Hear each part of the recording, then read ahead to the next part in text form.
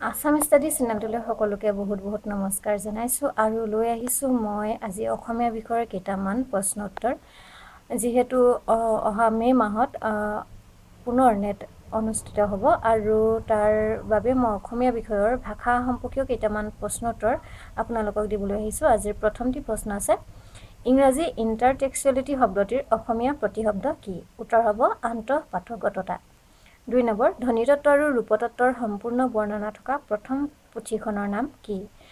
প্ৰথম পুথিখনৰ নাম হৈছে ষ্ট্ৰাকচাৰ অফ আছামিজ আৰু এখন ৰচনা কৰিছিলে গোলোকচন্দ্ৰ গোস্বামীয়ে।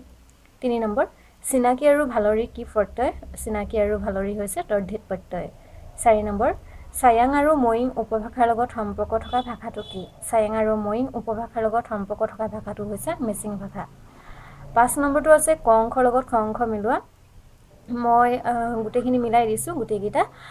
1 নম্বৰটো আছে মিচিং ভাষাত সুৰ পোৱা নাযায়। 2 নম্বৰ, দেউৰী ভাষাত মহাপ্ৰাণ ধ্বনি উচ্চাৰণ পোৱা নাযায়। 3 নম্বৰ, ফাকে ভাষাত দীৰ্ঘ স্বৰধ্বনি উচ্চাৰিত হয়। আৰু 4 নম্বৰ হৈছে বড়ো ভাষাত অঘোষ অল্পপ্ৰাণ ধ্বনিৰ উচ্চাৰণ পোৱা নাযায়। 6 নম্বৰ, মনোচিলেবিক শব্দটিৰ অসমীয়া ৰূপ কি? মনোচিলেবিক শব্দটিৰ অসমীয়া ৰূপ হৈছে একাক্ষৰী। এই 6টা মই ভাষা সম্পৰ্কীয় প্ৰশ্ন উত্তৰ দিলোঁ। পৰৱৰ্তী ভিডিঅ'ত মই পুনৰ ভাষা সম্পৰ্কীয় প্ৰশ্ন উত্তৰ লৈ আহিম। গতিকে ভিডিঅ'টো কেনে পালে জনাব। যদিহে ভাল পালে তেতিয়াহ'লে ভিডিঅ'টো লাইক, শ্বেয়াৰ, কমেণ্ট কৰিব। ধন্যবাদ।